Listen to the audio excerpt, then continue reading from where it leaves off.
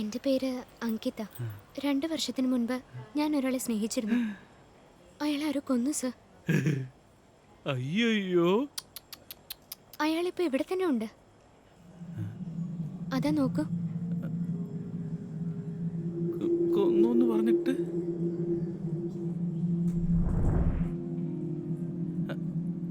എന്നിട്ട് എവിടെ? ദാ അവിടെ ഉണ്ട്.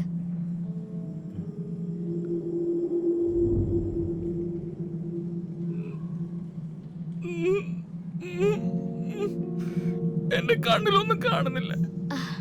ആ കണ്ണാടിയിലേക്ക് നോക്കിയേ.